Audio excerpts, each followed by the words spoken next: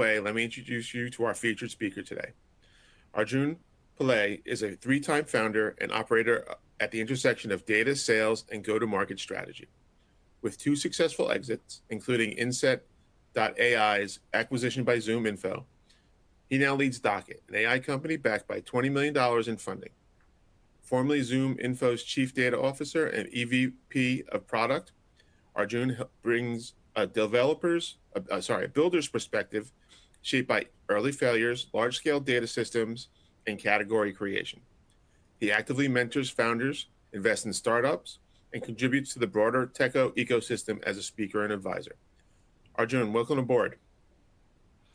Thanks, James. It's great to be here, and I'm excited to have this chat with you. It's a pleasure to have you, sir. Let's start with the elephant in the room. The first line in the title of the webinar, the MQL is dead. That's an attention grabber and a pretty dramatic statement, especially considering every demand gen team I know still measures MQLs. So this is where we're going to start with my first question.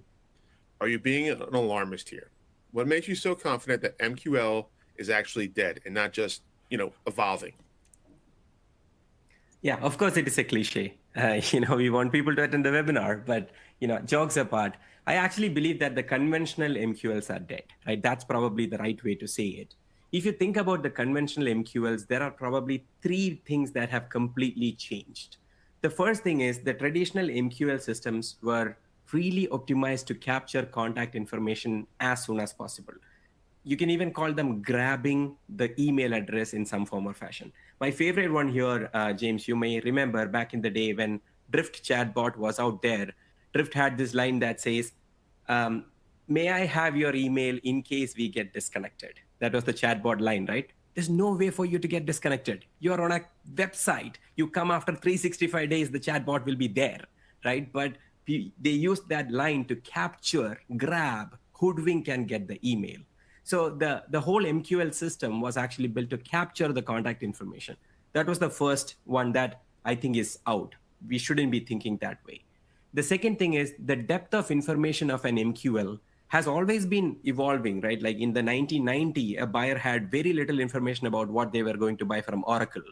In 2010, it was different. In 2025, 2026, it is way different because now the amount of research that you can do on a space, on a vendor, on a product, on a differentiation in 30 seconds is just insane thanks to the AI agents. So the depth of knowledge of the historical MQLs, or what we used to call as MQLs, versus the current lead is very different.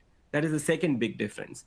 The third difference that I see is historical MQLs were fine to be put in a sequence, get the drip sequences, get handed off to an SDR. The SDR makes the call, adds no value to me as a buyer, just sets up a meeting for me. Then I wait for 2 weeks for the account executive to get in touch with me for me to get answers to the question that I'm looking to answer. I think that world is out. Today, the leads are getting a lot of the information from the AI agents that they are searching. And then now they have very deep questions and they don't want to submit a form, wait for 2 weeks for somebody to talk to. They want their answers very quickly. In our case, in Docket, we see prospects spending 15 minutes with a Docket agent at midnight on a Saturday asking detailed questions about integrations and pricing. That is the world that we live in. So by this topic, all we want to do is not being an alarmist, but we want to kind of call out the fact that, hey, the traditional one is out, a new playbook is in. Are you going to get there? Somebody in an 18-minute conversation at midnight on a Saturday kind of just makes me laugh. But it's that simple, right? Everybody's always on now in the 24/7 world. One of the things we're trying to do this year with our webinars is have more interactive. And one of those ways has a poll question. So our first poll question today is, what's your biggest frustration with lead qualification today? A, sales complains our leads aren't qualified enough. B, our conversation rates from website traffic are too low. C, we can't prove marketing's impact on pipeline. D, lead quality is fine, but we need more volume. And the final one, E, we don't have a qualification problem. So please just click onto one of these that you think is the right answer, that you guys, that frustration everybody's feeling out there while we move on right now. to my next question, where I'm going to play devil's advocate here, as I'm sure a lot of marketers watching right now are thinking this. Sales teams have been complaining about MQL quality for years. Progressive profiling, lead score models, intent data overlays, they've all been tried. Why is this time different? What makes you so sure AI agents will succeed where all these other solutions failed? Yeah, that's a good question. May I request to pull up that one slide that I had? I believe that the whole game has changed, James. The way in which people go from their awareness or like I have a problem to this is the vendor that I want to talk to or pick from. So that whole process has changed. And the way when we talk to a lot of the marketing leaders, revenue leaders, these are the three main elements that have completely changed in the buyer journey at the top of the funnel. So the first thing is people have outsourced their research to agents. So when I had earlier in the world, right, when I need something, I would go to Google, search for something, I get 10 blue links, I would click through, I would read one by one by one. But now it's not like that. I'll go to ChatGPT, Perplexity, Gemini, and I am giving them the requirements. Hey, I'm the B2B marketer at a 100 people company, and inbound qualification is the biggest problem that I'm facing. And these are the kind of customers that I want to grab. What should I do? Right. So it's like a very detailed scenario question that they are outsourcing to the agent and putting it in deep research mode, and it's going to come back. We had a 16 billion revenue company come to us inbound, and I said, how did you find us? Right. And they were like, oh, ChatGPT deep research told us about Docket. I was like, okay, that's pretty cool. We are doing something right there. So that outsourcing of research is completely happening today from a buyer standpoint. Even some of the things like a G2 review or a trust radius review that people used to go do, that's reducing now because all of those are being done by the agents today. So once people do all of that research, they know a lot more about the vendors, the details, the questions that they should ask. Instead of going and looking at 15 vendors, they now have like the 3 vendors that they want to talk to. Then they are reaching your website. So that's the first element. The research is different. Then once on the website, now the problem is they already have a lot of the answers that you have put on the homepage or on some of the inner pages. You may have a lot of the answers that they are looking for, but inside your other pages. So take Cisco as an example. They have like 2 million pages on the website. A buyer reaching the website, like you are expecting them to sit down and read through these static pages. That's not going to happen. Even take a simple B2B website with 10,000 visitors, they're probably sitting at somewhere between 300 to 600 web pages. Users are not going to read all of that. So your job is to give a concierge experience for the buyer, and today's agent can do that. The moment you land on the website, the agent can be like, hey, great to have you here. Remember, the agent already understands the IP. They know which company is coming, how many times that they have come. Have they interacted with me in the past? The agent keeps the memory. The agent knows the UTM from which they are coming. Are they coming from LinkedIn? Are they coming from a Google search campaign? So the agent is already sitting on all of this contextual data. Then they start the conversation. The agent starts the conversation. What are you looking for? And they can tell their pain points. And the conversation kind of ensues from there. So out of these 600 pages to like 2 million pages that you have, an agent is able to curate the exact information. They can handle the objections. They can answer the pricing questions, the integration questions. So that whole website customer experience became a 1:1 personalized experience powered by deep go-to-market knowledge that the agent can do better than many of your salespeople even. So the second part has changed. Now the last part, which is what happens when a form fill happens. Somebody says, I want to submit a form. The thing about forms is every form that you add, every form field that you add, it reduces your conversion rate. As you know, it is said that every additional form reduces the fill rate by about 34%, which means you cannot ask a lot of the things. You just give like 2 fields, they submit the form.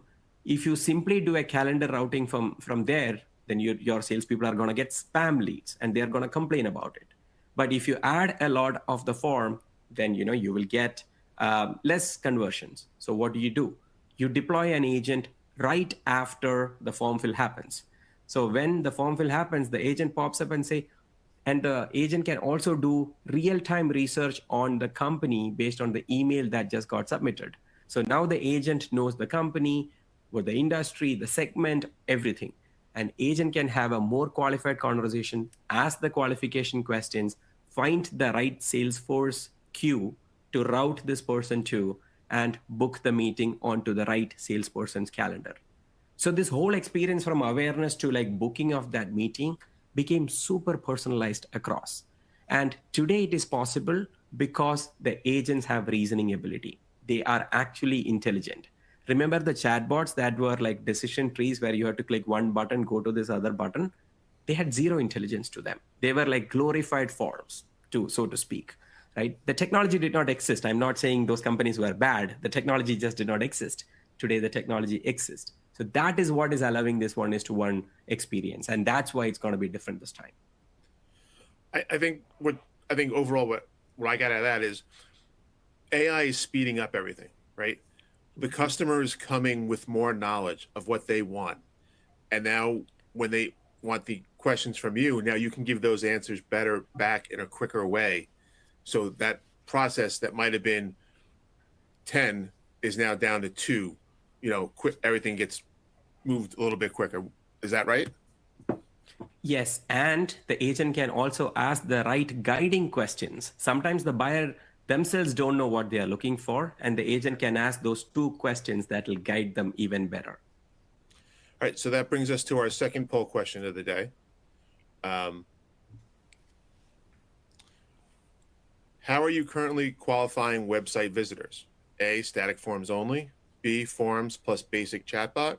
C, forms and intent data like 6sense and Boombara. D, progressive profiling, multi-touch forms. E, we don't really qualify, sales does discovery. Or F, finally, currently evaluating AI agent solutions. I think if I can pause on F for a second, I think 2025 was really about everybody trying to discover and pilot what the best AI solution is for them. And I think now in 26, I think those pilots are now going to start growing, and the best ones that they have figured out, this is what this works here. Let's expand it and move on to it. Which now brings me to my question. You know what the next statements from the marketers is? This sounds expensive and complicated. Forms are free. Chatbots have already been paid for. Why would a demand gen team that is continually being asked to do more with less budget, like we all are, want to take on another tool, another integration, another thing to manage? Yeah, absolutely. I agree that less is more, and you have to do more with less in this world. But, put ourselves in the marketer practitioner's shoe, James. A lot of the marketers still have inbound SDRs on their team. All of these marketers are spending somewhere between $2,000 to like $10,000 per SQL based on the ACVs. So it is not like they are not spending valuable dollars, right? At the current rate, marketers, typically the people who are attending, they may be getting somewhere between 1 to 1.5% of their form fill rate on their website, which means roughly 98.5% of the people who are coming onto their website are just bouncing off. They are browsing and bouncing. And at the same time, we know that roughly about 5 to 6% of their TAM, their total addressable market, is in the buying mode. So about 5% of the website visitors might actually have the right qualification to be the buyer. So honestly, in the AI world, even more buyers are in the buying zone these days because people are trying to kind of buy and grow faster because that is the need of the hour today. So if you have like 10,000 monthly visitors and you are converting at like 1%, and if an agent can be getting you like 10 to 20 more meetings, and if you spend $30K for that dollars, and you have an ability to pilot it out for like 2 months, see that ROI really working out, and then you can see that the agent can go live in 15 days. You can start realizing value from the 3rd week onwards. It's just a no-brainer at that point in the marketer's mind. And the thing is, if the whole world gets to a point where everybody has an agent on their website, and if you are the marketer who is left behind without having that concierge agent on your website, a lot of your other channels will stop working. The LinkedIn ads that you're running, the Google ads that you're running, everything is coming to your website. And if the only way in which you are converting them is forms today, and if everybody moves on to the concierge agent, then all of your rest of the channels will also stop working, because that is the boon or bane of the marketing thing. It's not one thing working. It's like 100 things that you're doing and then like together working, right? So the agent is kind of like teeing up everything else that you're doing to the point where the final moment of conversion, the qualification, is happening. So it just means that by spending a little bit, if you're able to prove 4 to 7 times ROI, it's a no-brainer in marketers' head, in my opinion. In my best Law and Order judge voice, you've made your case, counselor, for why MQLs don't work. But let's get specific here. What exactly is an agent qualified lead? How's it different from an MQL? And why should we care about this new acronym? 100%. So first thing is, in the world where answering engines are pushing more and more traffic to your website, the first thing that you have to understand is the intent of the people reaching your website is much higher today. You go back and look at your Google Analytics, I'm pretty sure that starting June of last year, your traffic was probably starting to decline. Most of the companies are in that phase. And it's not necessarily necessarily bad, by the way, because our traffic on Docket today, the traffic that we receive from answering engines are converting at 4.7%, the fill rate, right? Conversion rate, versus our Google traffic converts us at 1.6%. So roughly 3 times. This is something that we see significantly. So the first thing that you should know is it is difficult to get traffic onto your website today, but if the traffic is coming to your website, the value of that traffic is much higher. Now the thing is, what is agent qualified lead? Agent qualified lead in the simple sense means that the lead has raised their hand after having a meaningful conversation with the agent. So they came to the website, they spoke with the agent, and a meaningful conversation may be defined as a conversation that is more than a minute long. And by the way, these are voice conversations, right? Not textual, which takes a long time. Voice is much faster. So meaningful conversation of more than a minute long, speaking about bottom of the funnel topics like integration, pricing, competitors, security, onboarding. This is what you call as a meaningful conversation. They had all of this conversation, and then they are like, yes, I want to speak with a human. Let me book a meeting. So this is what an agent qualified lead means. And in the MQL world versus the AQL world, the big difference is that in this case, the lead has self-qualified themselves. They made sure that your offering is the right fit for them. They have asked the basic questions. They have gotten to the confidence that you are the right vendor to speak with. So in the sales phase where an account executive is involved, you will see deep engagement from the first call. In many cases, you will get the buying committee on the first call, believe it or not. You will see accelerated deal cycles, and you will see much better conversion rates. So that's how an AQL is different, and this is how the metrics are going to be different. I think one of the keys on that is that, you know, in this AEO world we live in now, and you said it, people that are coming to your site are much more intentful about coming to your site, and they want to make that deal. Could you walk us through in more detail about how an AI agent qualifies a lead, and what does that actually mean? Just give us an example of what AI agents are asking that a form field or a chat box cannot capture. Absolutely. The best thing about an agent versus a chatbot or a form field is that a form field or chatbot cannot interact. They are just static. They are just there, and they cannot pivot based on the answers that the buyer is having. So with an agent, what we see is they reach the website, and let's start with an example. On our website, at the top, there's a branching question, what we call as, hey, are you in marketing or sales? And then immediately they say, okay, I'm in marketing. Okay, that gives us enough to know, okay, they are in marketing. These are the things that we have to offer them. And then we can follow up by saying that, oh, what are some of your priorities for 2026? Or you can say something along the lines of, are you focused on the inbound lead qualification and conversion today? And based on each of these answers, our agent can, further get them deeper and deeper into the funnel. And the way in which the agent works is, it is not just like a qualifying agent. It is like it'll answer the questions of the buyer as they are reaching the website. And it is trained to weave in the discovery questions as alongside when they are giving the answers. So James, in a sales call that you and I are doing, right? You are not like getting on a call and asking me an interview for 15, 20 minutes on discovery. You are having a conversation with me and I'm asking some questions. You are giving me some answers and then qualifying me in between, right? That is the best qualification or discovery call. The same thing is what the agent is doing.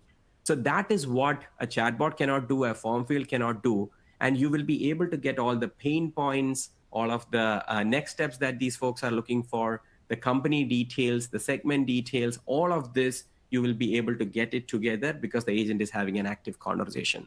To put a metric as well, James, more than 30%, specifically 30.7% of the conversations initiated with our agent across our customer base is more than a minute long. So 1 out of 3 is more than a minute. That means that these are meaningful conversations that are happening where we are going to get a lot of information about what the buyer is looking for. I have to make a confession right now. I'm a bit of an AI skeptic. Okay. So I'm going to push back here a little bit. You said buyers are trained by ChatGPT to expect intelligent conversations. But typically, when a potential client visits a website, they want to look at content or watch a demo video, not have a 14-minute conversation with a bot. Aren't you projecting what you think buyers want instead of what they actually want? I love a skeptic because a good skeptic will also be a good believer. So let me try to make you convert, right? So you're absolutely right. When someone visits the website, they want to learn something about the company, 100%. And you have written your website in a way where you think the buyer wants to consume the content. But that may not be exactly the way in which they want to consume the content. To my earlier point, there are these hundreds of thousands of web pages that you have written.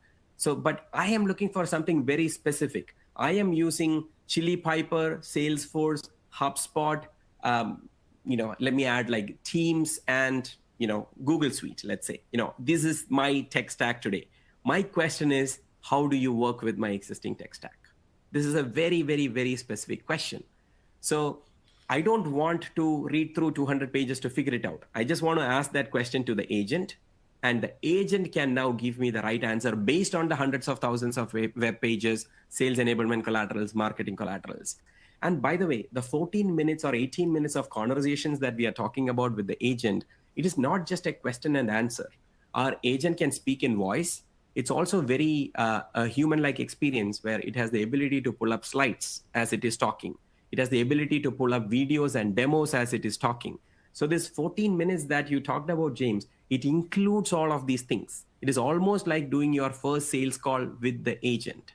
So the whole point of this AQL is to make sure that the agent is delivering what the buyer is looking for in a buyer optimized experience, and then making sure that the seller is also getting enough in terms of capturing the contact, getting the pain point, establishing a next step, booking a meeting, all of that. It's really an extension of making sure that personal buyer who comes to the website, you're really capturing them with the needed information they have. You're getting me there. I'm still a skeptic, but you're winning me over a little bit more and more. Let's talk about what happens after the AI agent qualifies someone. Let's just say sales teams are notorious for not trusting their MQLs, resulting in them going back and asking the same questions to the prospect. How do agent qualified leads solve the handoff problem that's plagued MQLs forever? 100%. So there are two attributes there. There's let me talk about two things. The first thing that marketers really wonder about themselves is, hey, if the agent talks to the buyer, am I going to lose all the attribution that I have done? Because they came like twice from LinkedIn, once from Google search, one from a blog, they attended a webinar. And then when the agent is kind of capturing this lead for me and writing it into my CRM, am I going to get all these attribution? The answer to that is yes. So the whole history of how that lead came along will be completely there in your marketing automation and will be in your CRM. So that part is easy. The second part of how are we transferring all of this into the sales process effectively so that the handoff is like not broken. The thing is, we are natively integrated into the CRMs like a Salesforce or a HubSpot or a Dynamics that you're using today. So what that means is, once a full transcript is done, let's say somebody spoke with the agent for 14 minutes, and that 14 minutes is a long transcript, but we are going to do reasoning on top of that transcript to identify a summary of the conversation, pain points, the questions and answers, the discovery, the next steps. And you can basically tune it in whatever way. If some of our customers want to take, I'll give an example. One of our customers, their specific qualification question is number of orders. If it is less than 400, it is not qualified. If it is above 400, it is qualified. So they ask that question to everybody, every buyer. And if it is above 400, that is when they want Docket to create a lead, right? So our agent also gives this additional ability for you to kind of take the transcript, do your reasoning analysis on top of it, and then put all of these into your existing or new Salesforce fields. So all of this will be packaged in an easily grokable way for a salesperson. If it is in a HubSpot marketing automation, it shows up as an activity. So when you look at that, it's right there in terms of the pain points. Nowadays, what we also see is people are using some of the data that we are pushing into the marketing automation and CRM and putting AI on top of it. And writing the first email just like that. So instead of an account executive sitting down and writing this email, they are taking all the context that Docket gave and then writes the first email for the account executive, so that the account executive need not even read all of it, but the email, obviously they'll read and they'll get whatever needed from that email. So they are not going to ask all the questions again. Does that make sense, James? It does. I totally get the vision. But that leads to the next question. We touched on it a little bit before. When is this actually happening? Is this something to pilot in Q2, or is this hey, we still got some time, runway on this. This is a 2027 project. What does adoption look like in the market right now? Yeah, we have been in enterprise production for a little over 2 years at this point in time. There was a time in 2024 and then let's say until half of 2025 where a lot of the buyers were in wait and watch mode, where let's see what is happening and let others adopt, let somebody fail, and then we will try to figure it out, things like that. But I think that world is over. And from a seller, from a vendor standpoint also, if I look at my deal cycles, somewhere between Q1 and Q2 of last year, I think buyers really came out of their waiting mode and they have actually started buying.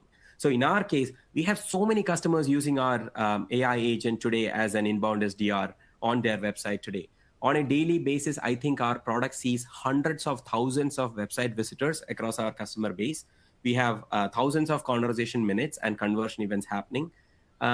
Maybe to put some number, right? Our agent usage is so high that in December, we crossed 10 billion tokens with OpenAI. We are like one out of the 150 companies in the world to cross 10 billion tokens.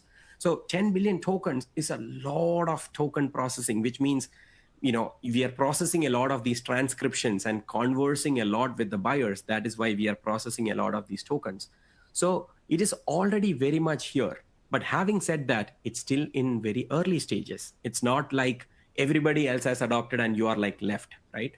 Today, the forward-leaning marketers are exploring doing the pilot and getting it live on their website. And marketers who are using it right now, obviously will get more impact because there's a novelty to it. It's new in the market. You are giving like a really cool experience. The buyers are getting super high value when they're coming to your website versus your competitor's website. So you're going to get a lot more, just like any other marketing strategy, right? When a marketing strategy starts, for the first couple of years, if you're adopting it, you're going to get so much bang for the buck. And then it kind of stagnates and then it kind of slowly comes down unless you kind of figure out something else from there. So the same is going to be true for everything with AI, but specifically on the AI agent on the inbound side. My gut feeling is that it will become a default over a period of time. But at this point in time, it is there, but early enough for you to jump on the bandwagon and get a lot of value out of it. I will opinion right now. I think as everybody in their regular life, non-business life, gets more comfortable with AI, going to ChatGPT and learning how to use it, on that side, on the business use side, that follows. Because like, oh yeah, I was doing this when I was trying to figure out my kid's schedule for this week. So I think those kind of go hand in hand. They'll more easily accept to use it as a business tool. final question from me before we take some questions from the attendees. If AQLs are the future and everyone adopts this, what's the competitive advantage if everyone's website has an AI agent doing qualification? Absolutely. This exactly the point that we were talking about, right? Like today, it is absolutely a competitive advantage because you go to a website. How many websites are you going and seeing an agent today? Not very many. It is happening more and more on the B2C side, honestly, right? B2B is slowly getting there. So my gut feeling is for the next 2 to 3 years, we will have an edge. Of course, the edge will be reducing as you go along, right? Like more and more people will start using it. After that, it'll get to a point where it's table stakes. I 100% believe that every single website in the world, whether it is B2B or B2C, every single website will have a concierge agent. And that transition is going to happen very quickly given the amount of investment that's happening in the AI. At that point, yes, your competitive edge will come down a little bit, but think about it in the other way. If everybody else is already using agent at that point, and if you're not using AI agent, then you are not at a competitive advantage, you are at a competitive disadvantage. To my earlier point, your rest of the marketing channels will stop working because the buyer experience on your website will not be anywhere as good as some of the other website or your competitors' website. So in 3 years, you will absolutely get there. You know, whether you want it or not, that's where the world is going to go. But do you want to use it as a competitive edge in the next few months? That's the call that the marketers have to really make. And at that point, by the way, James, I also believe that as we are going alongside, the agency of these models, the AI models, the reasoning ability, the intelligence is kind of really exploding. It'll continue to increase quite a bit in the next couple of years. So in the next few weeks, hopefully the ChatGPT 6 or the next version from OpenAI is going to drop. So these things are going to happen. And then at that point, what happens is the agent will not only do the qualification, but they will be able to do more. They'll be able to log into your product and start showing a demo of the product in the first call. They'll be able to kind of guide people a lot more before they hand it off to the human. So this is where the world is going to go. The biggest challenge with market is honestly more than any other title is there is so much happening in the MarTech world. It has always been for the last 10 years, and there are a lot of fads that also go in this MarTech world. So the challenge for marketers really is to put their wisdom, put their first principles thinking and think, is this a fad or is this where the world is going to go? Is it going to get to a point where on the website, I have an agent that I can ask questions and get answers to? Is that the world that we are going into? It's basically a binary thing, yes or no. And if your wisdom and first principle thinking is like, yeah, that's where the world is going, you better get on that bandwagon. The world is going that way, isn't it? Let's get to the questions from the audience, right? We're going to kick it off with this one. How do we get sales to buy in? The questioner said, I feel like my sales leader would be skeptical if we came in saying this replaces their inbound leads. Of course, if you say it that way, I'm sure they'll be skeptical. But that's not what you tell the sales leader. What you tell the sales leader is, hey, you are going to potentially get 10 to 15% more leads.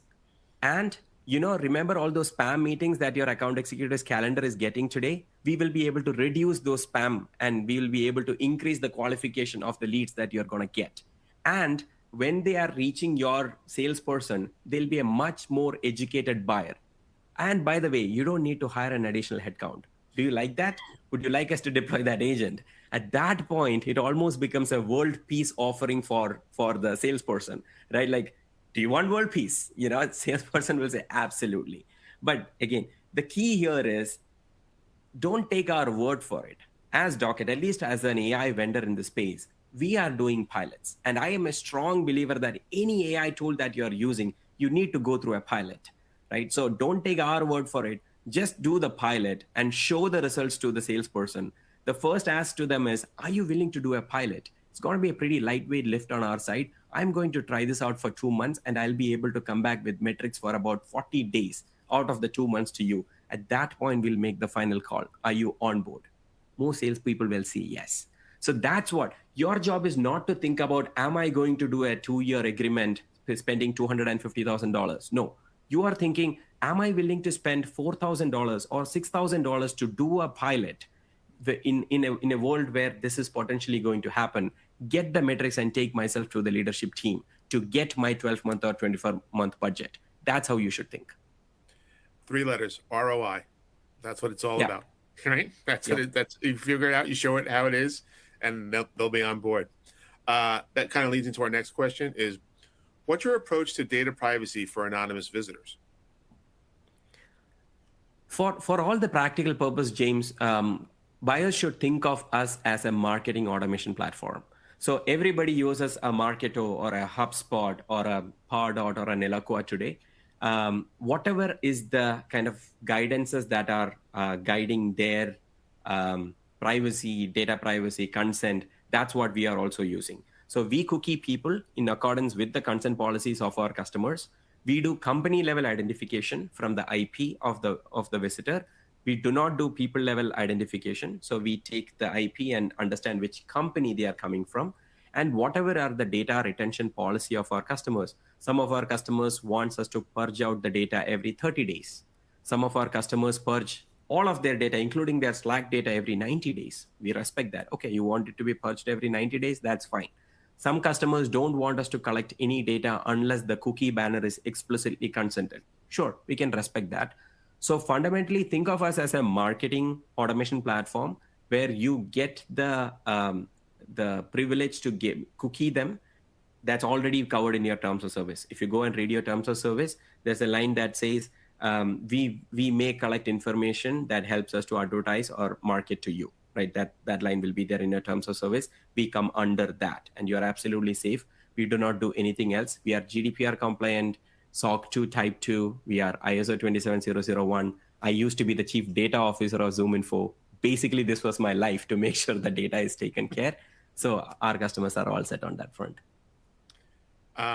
We have time for one more question. Let's go with this one. What if a visitor prefers human interaction? Listen, I know you said you can, I don't want to say you can almost imitate it, but somebody wants somebody like me fumbling over words every once in a while as they're talking when they try to make this decision. So how do you do that? I totally believe that buyers will want to speak with a human because the trust factor to make a purchase will continue to happen with humans in the near future, especially when the ACVs are significantly high. So in our world, when a customer, a buyer wants to talk to a human, they ask for it, basically. They ask for, hey, I want to speak with a human in plain, simple conversation language. And the agent will be like, oh, can I ask a couple of questions before I hand it off to the human? Ask those couple of questions. And then our agent has the ability to do either a real-time handoff to a human, where a human can still remain in their Slack and chat with the visitor on their website in real time. Or if the human is not available, the agent will look for the human. Imagine it's a weekend, humans are not available. The agent will be like, oh, sorry, now we are not available, but why don't I book a meeting for you? And we'll find the right person to book the meeting. They'll do the account-based routing, lead routing. They'll see if the Salesforce, that account is owned by somebody, and then pick their calendar and then book a meeting for that particular salesperson. So my view is that at the top of the funnel, buyers will continue to be skeptical to speak with the humans.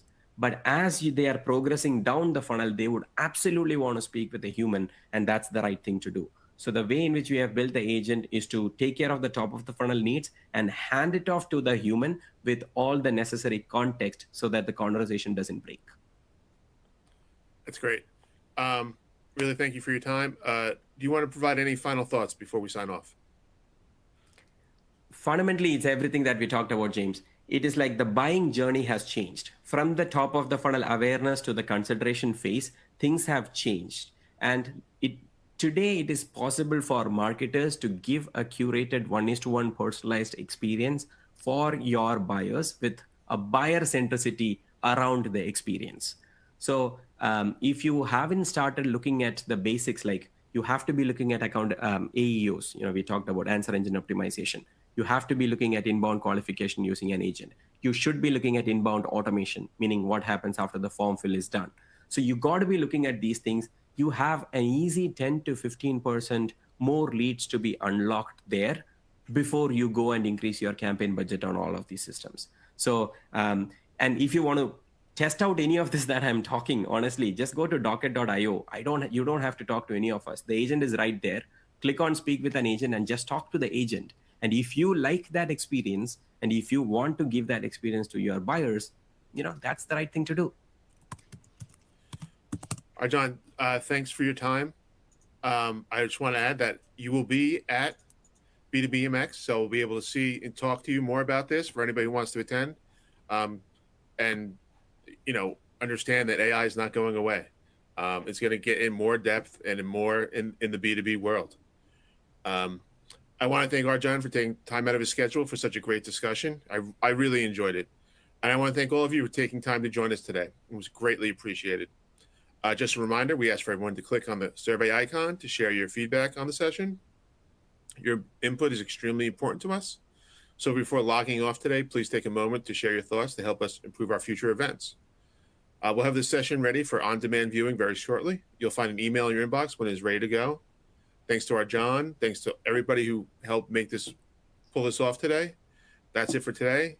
Thanks again, everyone, for joining us, and take care. Thanks, James.